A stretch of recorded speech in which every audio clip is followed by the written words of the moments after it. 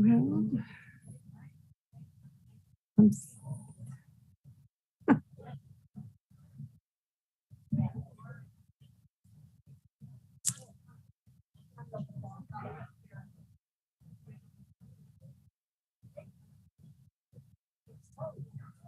I'm just doing a quick test of the microphone. How y'all doing today?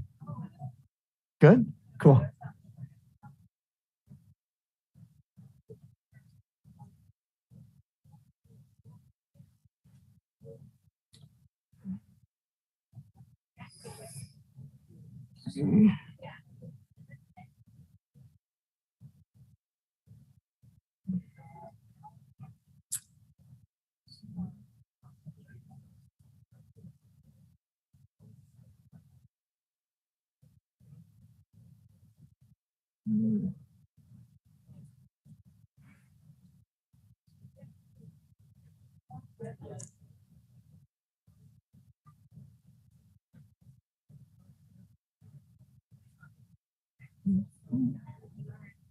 Okay, can we skip to the agenda on the screen? And we just welcome you back, everybody. We have an interesting agenda for today. And spotlighted are two of our committees to give you some insight into the current activities of the council. And those are our Diversity Awareness Committee and our Dining Services Committee. And our special guests today are George Counts, who will be informing us about a new honorary scholarship, and our CEO, Mike Ostrom, who's bringing in Brittany from our assisted living, and they're next to speak to us. We'll also bring to your attention the new events of the council sponsoring this month and next in an attempt to provide opportunities for all of us to get together and especially enjoy our life here at Horizon House. Come on out, Mike. Thank you, Elizabeth. Wow, good to see a good crowd. You know, we've been told not to be in crowds, and we can now be a little bit more in crowds. So good to see people here. I have a lot of repeat things. Not that as much has happened since last time we met. Certainly, we talk a lot about things at Fireside Chat. So there's some repeats here, but nonetheless worth repeating. We obviously had a good Horizon House Pride Parade last month. The ice cream social was a lot of fun. I had a good time doing that. I hope everyone enjoyed that. And the resident post-pandemic pajama party, say that 3 times really fast. That was fun. And, you know, getting everybody together just makes life good for all of us. We all want to see that. We had a board meeting on the August 9th, and the entire board meeting, basically 3 hours, was talking about the West Tower project. And the part of the West Tower project that we are focusing on are the economics. How does this thing come together or not come together financially? Because, you know, we've said that you know, this is not going to be the burden on existing residents to help support this project. It needs to stand on its own. The second part, you know, is that it's not something we look to the endowment to help. It is something that must be supported by new residents who want to be at Horizon House, to be a part of a new project. And we spent lots of times going through those economics. And in fairness, we aren't there yet. Okay. So when people say, oh, well, they've already made up their mind, they're going to do this or whatever. Well, not yet. This is a big project. It's expensive, and we need to make sure that it is properly supported by the finances. And we're being very methodical and very careful in how we go about that. So we brought the board up to speed. The Finance Committee is now going to start meeting on a more frequent basis to talk through these economics so that we are really secure in whatever that decision is. We want the Finance Committee to feel like they're not just getting tops of the waves, but they're getting in deep to understand, because it's such a big commitment for us. And we have a lot of money to take out of the project to get it so it is actually going to work. And that is what we're trying to do right now, so that by the time we get to October and November, it's kind of a double thing, because we're going to introduce at October kind of the decision we would recommend. And then in November, the board would actually vote on that decision. We want to make sure that we have brought all 3 legs of the stool to being nice and level. that it's a building that that is designed for the footprint, that it will work, it will make sense, that it is the marketplace will support it, that we believe that there are enough people who want to be at our Horizon House new tower. And the third piece is that the finances make sense. Those three legs have to be stable enough to take the incremental step to continue to go forward, of which then we need to continue to refine all three legs of that stool. So it is a long process, and you want it to be diligent and focused so that you know that we're not making decisions that, while may not be something you necessarily like, you at least can feel secure in the decision. So we'll talk more about that as we get farther along. The next conversation we'll be having about the project will be in mid-September. We'll give people an update on the design so you can see how that looks. We'll give an update on things we have learned specifically from our meetings with 75 people, West Wing and west-facing Central Tower that we had earlier up through June. And then we'll talk a little bit about kind of some conclusions about those meetings and what we understand about the transitioning that would take place, coupled with those people losing a view and what we would propose to offer for that. So that will be coming kind of in the mid-September-ish timeframe. So much to happen there. CEO monthly report, I always say it, it's just, it's a good place, just another piece of information. So please take a look at it. And for those of you who, there's a lot of time that passes on this West Tower project where, you maybe you get little bits and pieces, but then kind of forget the big picture. Read the strategic plan so you know it. It's in the library. We fully disclose it, and we want you to see it and understand it, ask questions if you have it. We'll also have a time, I was talking with two residents who thought this would be a good idea, who will help me both create something, a document, as well as a presentation for residents to do sometime in late fall that reminds everybody of the why and the what, so that we just kind of refresh our memory. Now, why are we choosing to consider this? What was their thinking? And because over time, after a while, you just start to think, well, God, I don't even remember why the heck they're even doing it. So hopefully that will refresh people and give people some comfort, and then we'll see where that decision goes. And we're going to have Brittany is going to be here to talk in a little bit and talk about the virus, the monkey virus, and just the viral world we live in. I think maybe we are in a viral world, and we're going to need to be prepared on an ongoing basis and figure out how to navigate it where people can have a good life and feel plugged in and doing what they need to do and feel like they're in a safe environment. And Brittany's going to talk a little bit about that when she comes up. That's all I have for now, and I think it's Connie Hillier. Oh, Brittany. Oh, it was Brittany next. Oh, sorry. I was looking at the right agenda. Hello, everybody. Can you hear me okay? I'm going to leave my mask on because I am protecting a 15-month-old at home. So it's important to me that I keep it on, but I can speak up if need be. Just let me know. My name is Brittany Hallett. I am the Director of Assisted Living. I've been here since January, but my background, I'm a nurse, and I'm also certified in infection control. And so I was asked to talk a little bit about monkeypox, which is new. It's still kind of figuring out what is going on with monkeypox. And so just to give you the update of what is known, it's a virus, and it's an illness caused by a virus, and it can be transmitted from person to person through direct contact or through respiratory secretions if somebody was standing close, like kissing or cuddling. And so it's important that people are aware of how it can be transmitted, and it can be transmitted from the time that symptoms start up through the time that the rash heals completely.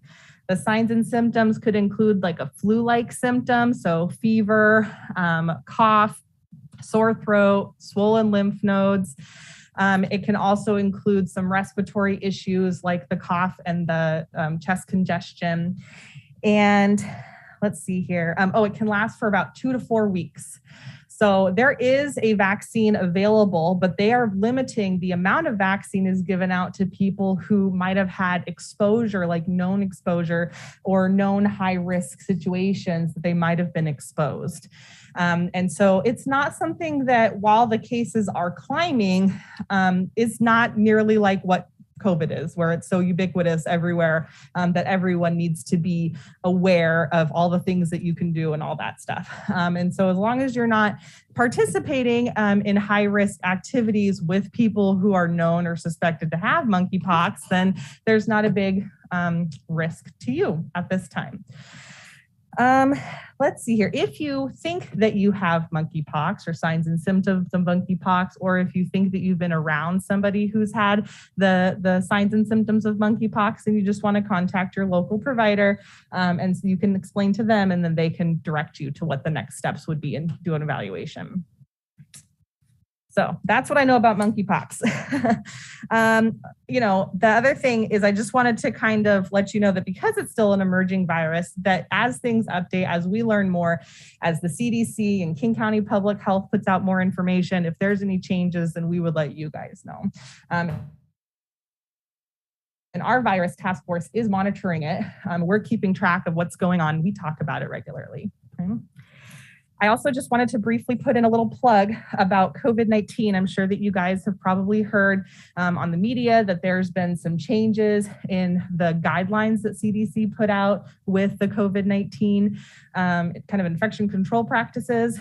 And just a reminder to people that it's a lot of the same things that we're already doing. Things don't really change for us here right now. This is community guidelines. So things like testing after 5 days after a positive test result, wearing a mask, a well-fitted mask for up to 10 days after a positive test result. Those are things that, like when we call Lori, she's already instructing everybody to do. And so nothing has changed at our level.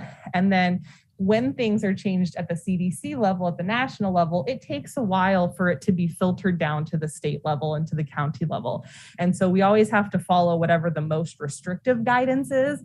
And so until it becomes more restrictive here at the local level, we will continue to follow, we'll continue to follow the most restrictive guidance.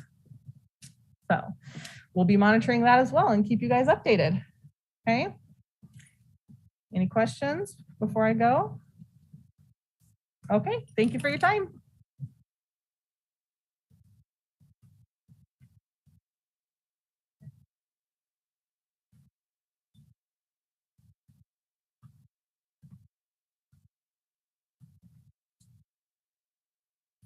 Hi all.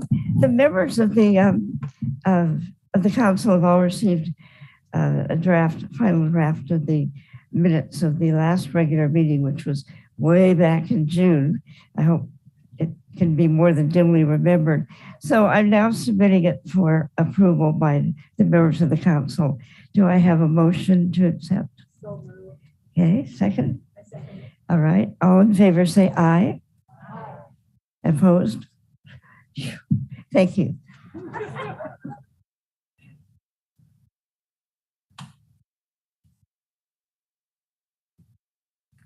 Our financial situation continues good. If you can see on the slides what's happened for the last month and for the year to date. So we had a profit of $16.29 in July, and our year to date profit is $13,754. If you're interested in the details, remember that the financial statements are posted on HH Connect every month, and you can check the budget for your committee if you want to then. And if you have any questions, you can always call me. Thank you.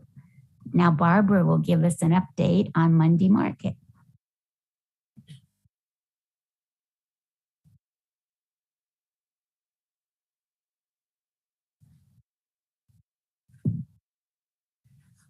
I'm reporting on the June, July, and August sales to date. So June, our deposit was $10,036. July, we were only open for 3 Mondays. We were closed for the 4th. So our sales were $6,330. So the total for June and July is $16,365. And after sales tax of 10.025%, our net profit is $14,845. So far in August, we've had 3 sessions, and we've already exceeded our July take. So far we've deposited $6,586, and after tax, that amounts to $5,975. I'd like to point out that staff shops a lot at Monday Market, and they're permitted to charge their purchases and take it as a payroll deduction. So we don't see that money for weeks and weeks.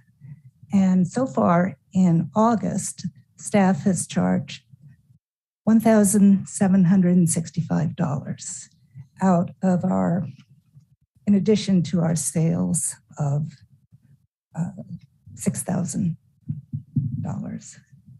So just wanted to let you know that we appreciate staff shopping at the Monday Market. And we thank you all also for shopping.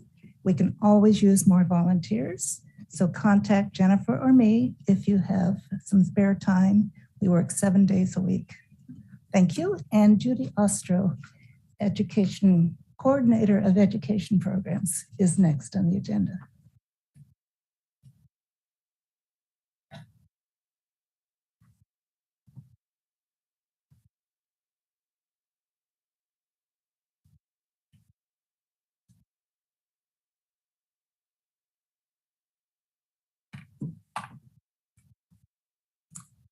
Hello, it's my privilege to introduce Sally Wren and George Counts, who will talk to you about the many activities of the Diversity Awareness Committee. George, Sally.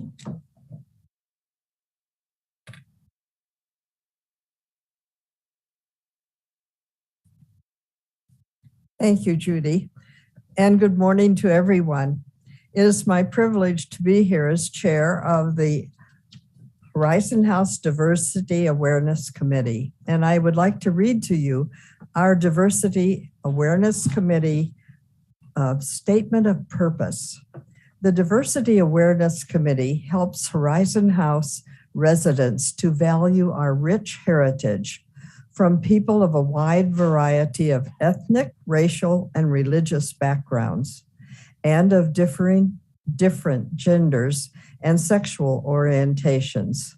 And I would like to add, we also honor all who have gone before us and cleared our path, especially the Duwamish people who have been stewards of this land on which we now stand for millennia. Next, I would like to share with you our history as shared with me by Mary Margaret Pruitt, who is still one of the remaining members of the 4, including her husband, that started this committee. Ruth Lynch was a counselor with Seattle Public Schools who, after retirement, moved into Horizon House.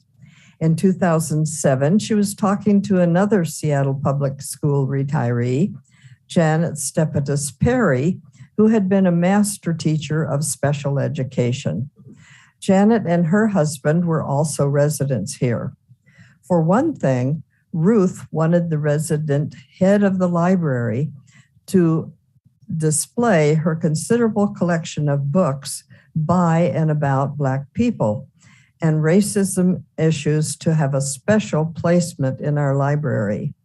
The librarian insisted that it was better to be consistent in placing them like other books.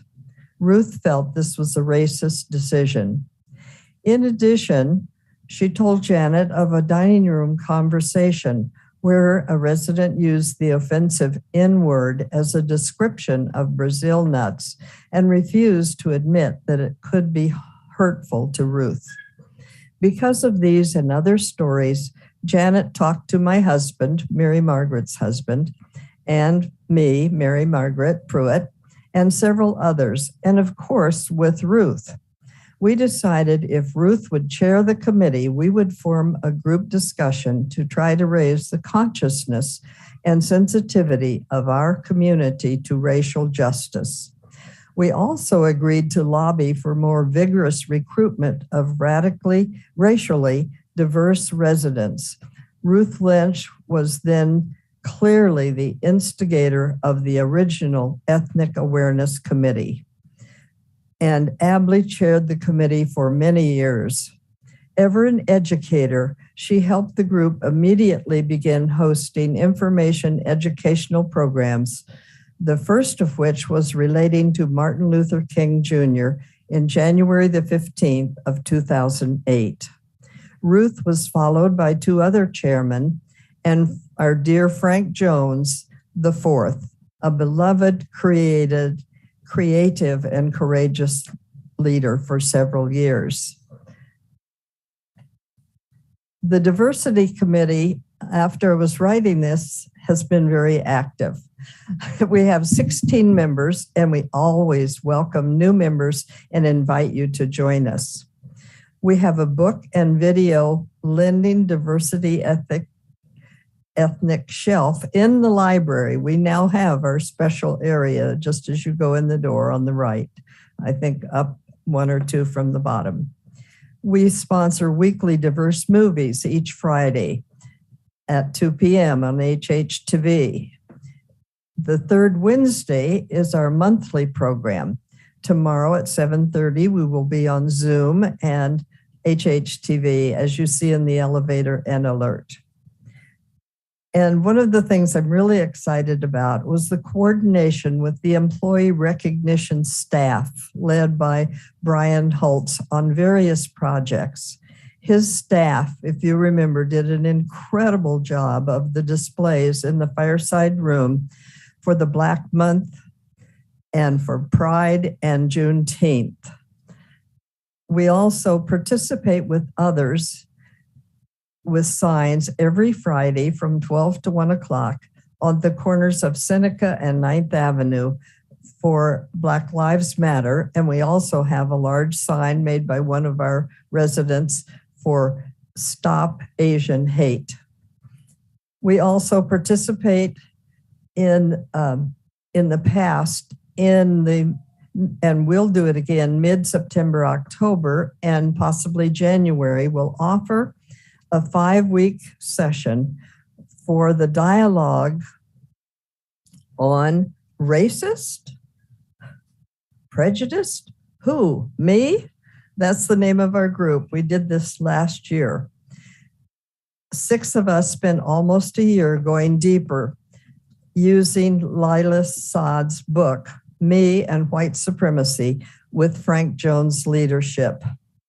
4 of us, of the 6, had dialogue groups, and 25 residents participated last year. And the ones leading were Jean Durning, Adele Rentals, myself, and Joan Singler. And I would like to close with a well-known Native American, or maybe not so well-known, proverb. And it says, "We will be known forever for the tracks we leave." Thank you.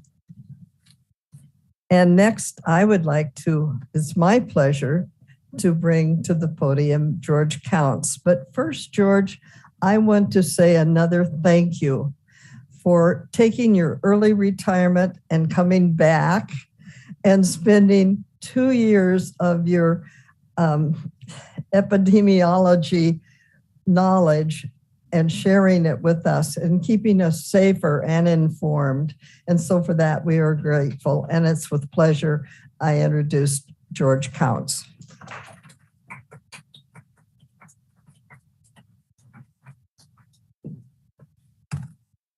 Thank you very much, Sally. I want to say a couple of personal comments about Frank Jones. He was a friend, dear friend, and many persons considered him the soul of Horizon House. His caring and compassion for others just kind of permeated the entire organization. At the time of his death, he was serving as a member of this Residence Council. After he died, the member of the Board of Trustees, Jim Yerby, who's the chair of the Community Relations and Diversity Committee, Jan Coriston, who is a Horizon House resident and also a Board of Trustees, and members of the committee itself got together and decided to approach the administration about establishing an award in Frank's name. Frank had been a longtime member of the Breakfast Group. So with that organization, it was determined to establish this award. Now, a few words about the Breakfast Group. It's a community service organization that was formed in 1976 and is the oldest and largest non-fraternity community organization of Black men in the Pacific Northwest. Its goal is to work with youth of color, especially young Black men, to help them achieve their educational goals and stay away from the criminal justice system. It has three main programs, and I'll briefly mention them.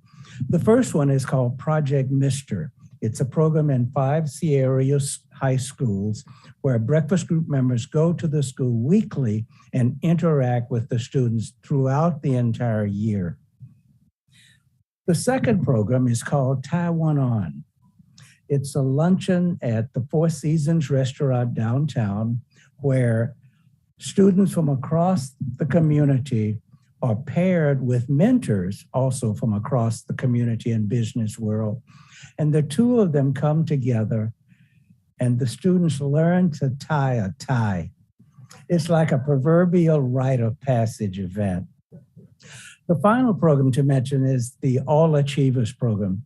This is an award ceremony done in May where students who have made excellent progress throughout the year receive awards. So this year, the Breakfast Group and Horizon House together established the Frank Jones Memorial Horizon House Scholarship. At its May 22nd meeting, I was privileged to be able to present this first award to Danny Law, a student from Cleveland High School who had evidenced excellent progress throughout his years there. He received this first award, and it's $1,000 a year for 4 years, as long as he makes satisfactory academic progress. And he's going to be a duck. He is going to the University of Oregon.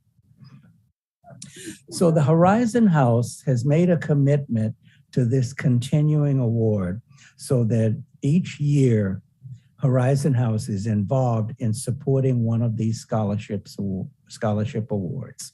So with that, Frank's daughter, Millicent Jones Smith, was able to be present for the award.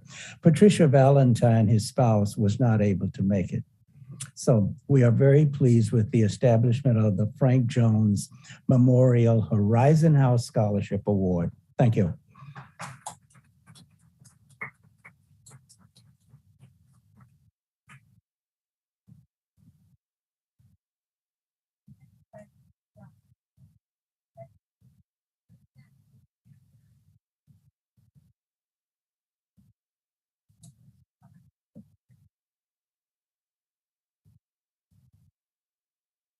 Well, we all owe many thanks to Sally and George for that excellent presentation. Thank you very much.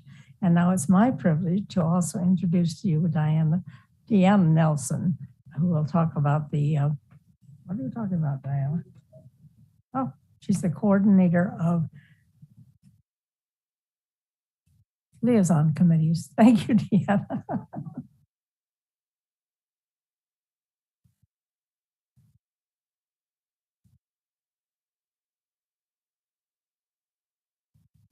Thank you, Judy. I want to start with just telling you what the liaison committees are. I think a lot of people don't understand what that means.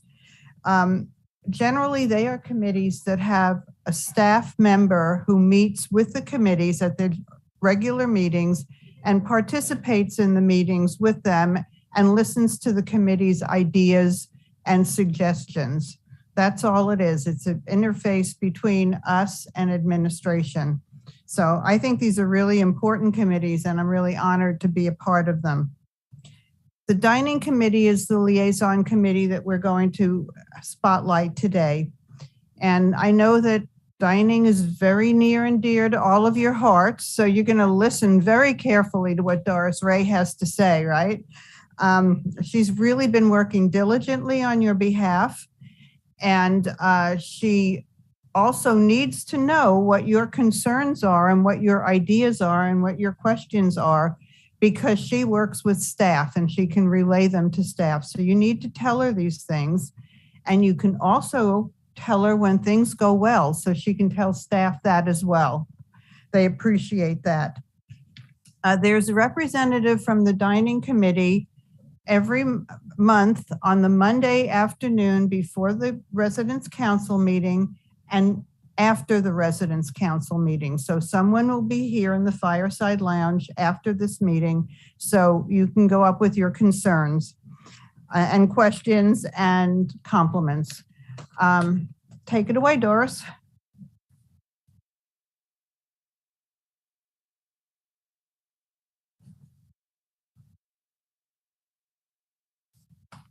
Thank you, Deanna. And have they changed the picture? Good. Some of you will remember our dear friend and former resident here, Bob Cram, whose pictures are we have, and you'll see some of them today. I must say that the one up there is not posed by me. Well, my husband used to say that if there was one room in the house where he could go and have some peace and quiet and not be interrupted by Doris, it was the kitchen. So, however, I do enjoy working with the dining committee. The dining services is a residence council liaison committee, as Deanna said. It serves in an advisory capacity to the Horizon House Administration and Dining Services staff. The committee meets monthly with the Dining Services administrative team to receive information and provide input about incoming menu changes, special dining room events, changes in dining services, and other issues involving dining activities. It reviews, this should be the second slide, is it showing up? Good, okay. It reviews and evaluates new products and services such as menus, reservations, etc. It discusses, evaluates, and makes recommendations concerning questions, comments, and suggestions from residents. The committee members are responsible for keeping up to date on information about dining services in order to share information as they talk informally with friends, neighbors, and other residents. As Deanna mentioned, the committee provides a systematic method of communication with individual residents through informal meetings before and after the monthly residence council meetings. One or two committee members are available at a table here in the fireside lounge to answer questions, take comments from residents, and specific meeting information is available and posted on the alert. Another new method of communication is available on HH Connect in the of interest column under dining services, and this is updated after the monthly committee meetings.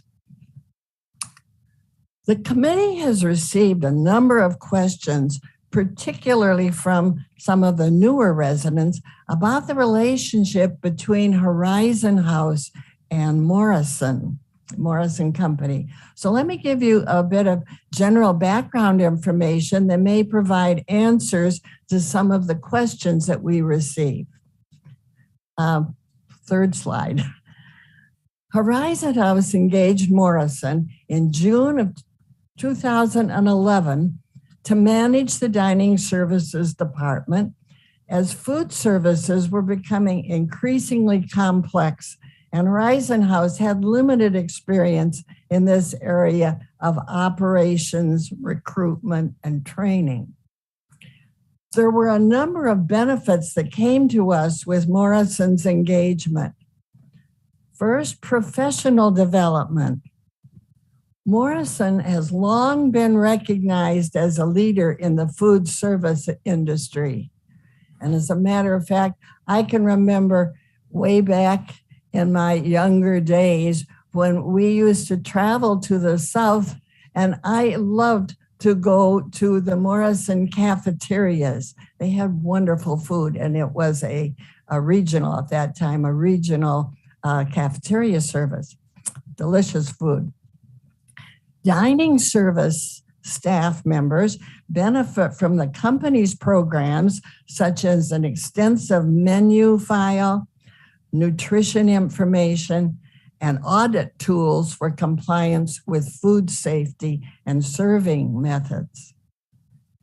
The staff career path and mobility.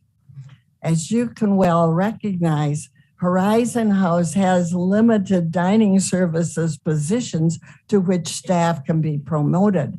However, as a company with programs throughout the country, Morrison can offer the staff great access to career opportunities that may provide increased earning potential and the ability to transfer to other locations.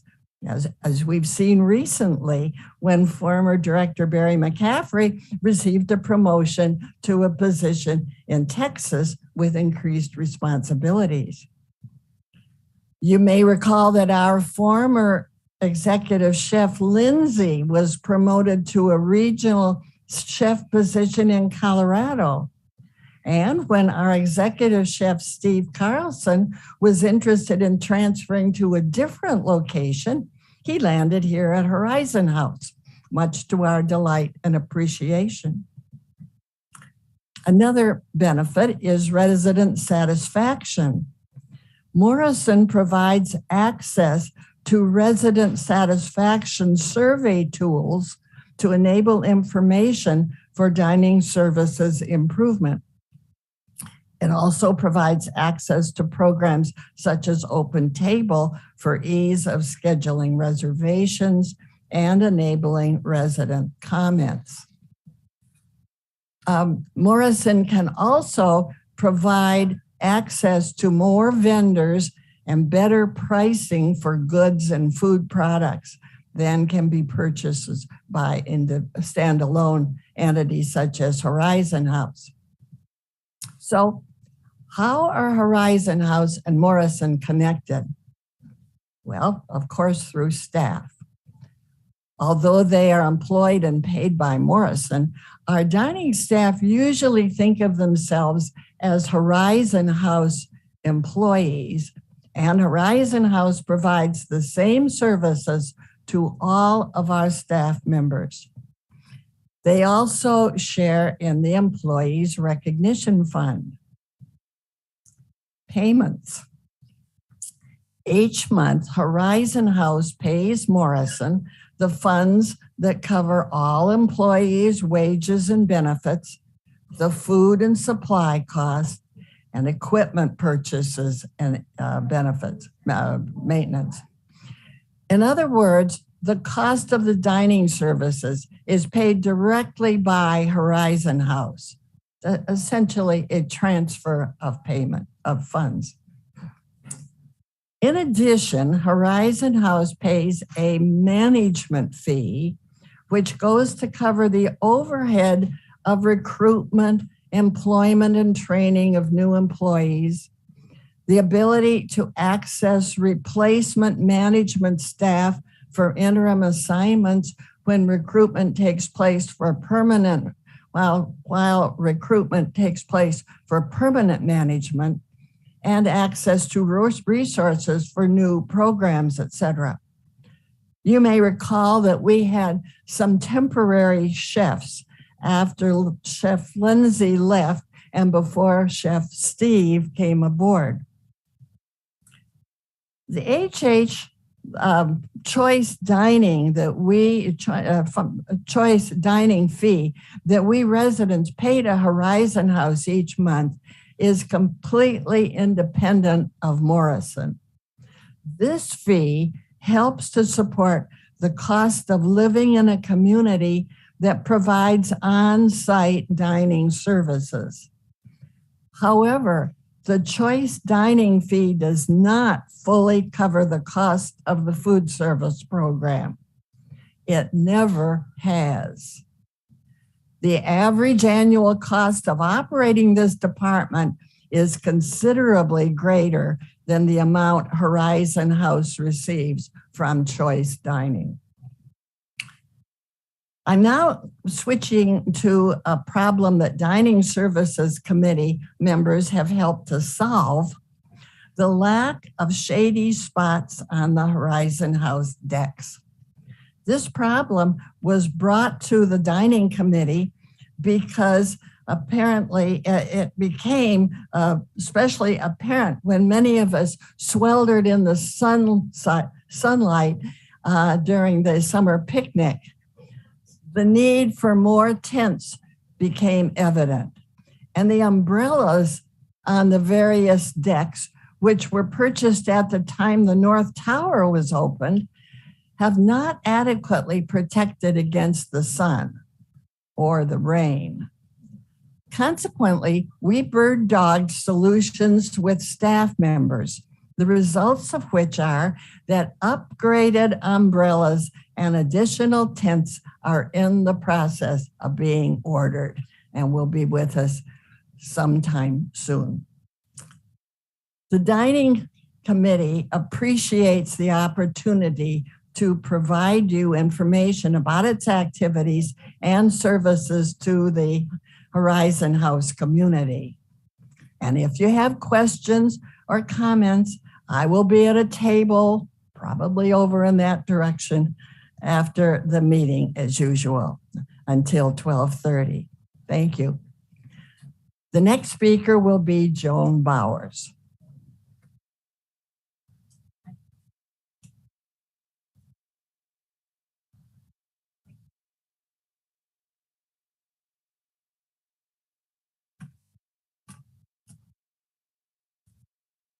Well, there have been allusions to the post-pandemic pajama picnic. And so I'm going to just say about a half a dozen or more words about that. It was a success, with many comments shared both at the event and later in calls, notes, and casual encounters, which offered thanks for the fun, the music, and the good food. It was great that so many people chose to flaunt their bedroom wardrobes. Special kudos to the folks who wore bathrobes, but they did get an award also. The staff deserves special thanks for their efforts to haul the umbrellas from level C to provide adequate relief to most of the participants. But as Doris says, it wasn't really adequate, and I'm really grateful that we're going to have a different arrangement. So we have coming attractions. We're going to celebrate the Resident Council's 60th anniversary on August 31st from 2:30 to 4 in the terrace dining room. And there are specifics published in the alert as of this week. And we'll be there the next 2 weeks before the event. So I hope you will join us for that. It's going to be a very good celebration of our programs here at Horizon House. Two special happy hour events are planned for August 18th and September 15th. These will be supported with funds from the Residence Council's contingency budget. They will be held in the Fireside Lounge, and food will be provided. Beverages will be available for purchase, or you're welcome to bring your own beverage. And that's the end of my report. I hope you'll all be there and join in.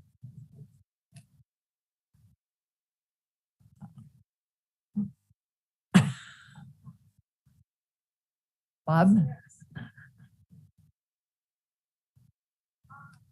Parm.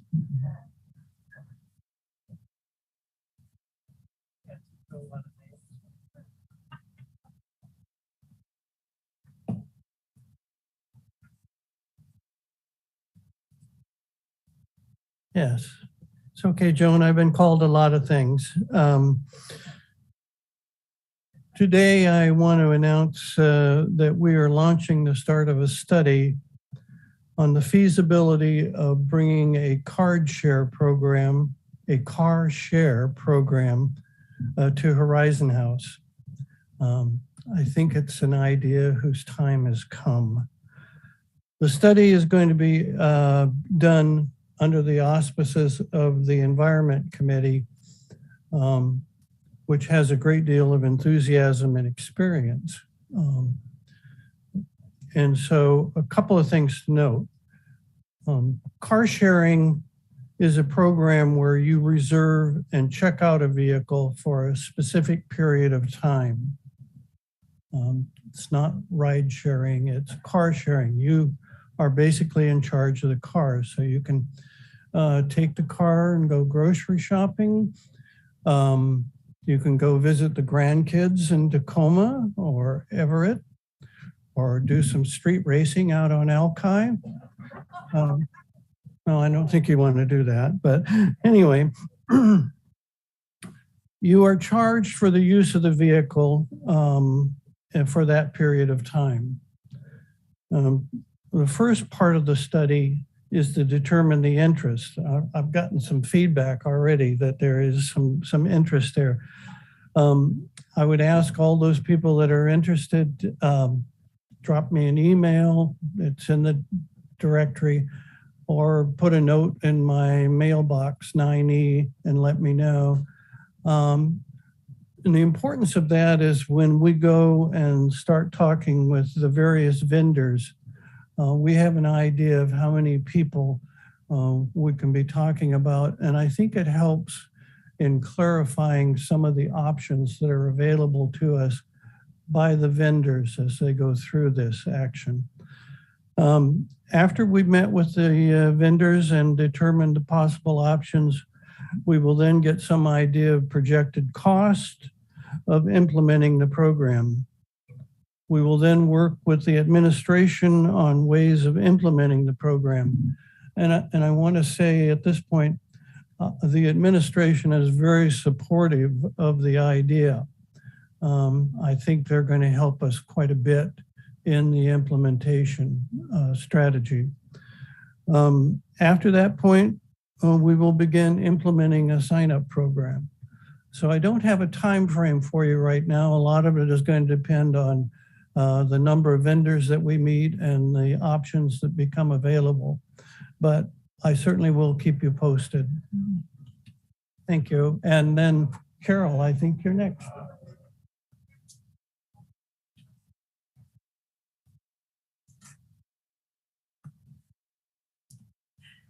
Hello, everyone. It's time for burning questions, anything residents want to ask. Though the council took July off, we still received 2 questions, and here they are. Question number 1. A couple of longtime Horizon House residents sent this one. They have delicious memories of enjoying really wonderful dinner rolls with their meals in the terrace dining room. They want to know if it might be possible to have dinner rolls again. They said they'd be glad to pay for them. Answer number 1. This is from Jeff Townley of Dining Services. Our plan has been to put a nice bread plate on the menu as a charged appetizer, but we've been having a problem with sourcing a bakery that can deliver to us. We've been in talks with Macrina Bakery, but due to labor shortages, they haven't been bringing on any new customers. We will reach out to them again and see where they are with that labor issue. Hopefully we can bring bread back soon. Second answer from Chef Steve Carlson. I'd like to add that a big reason we took away the bread in the first place was due to the amount of waste that was occurring. Every night, baskets of bread were being thrown away. This isn't a problem limited to Horizon House. It occurs in every restaurant that gives away free bread. So that's why they stopped having the bread, and but it could come back as a paid option. Second question. Another longtime resident asks for clarification among residents who wear the personal assistant devices that would summon help in the event of a fall or another kind of emergency. The question is, do these devices function in all Horizon House buildings? The answer comes from Brian Holtz. Yes, they do. The personal assistant devices work in all Horizon House buildings. So now it's your chance. If you have a concern about anything related to our Horizon House community, even if you're just curious about something, please meet me in the Fireplace Lounge right here, right after this meeting. I'll be here for at least 30 minutes, so bring your burning questions to the fireplace. And now back to Elizabeth Hoover.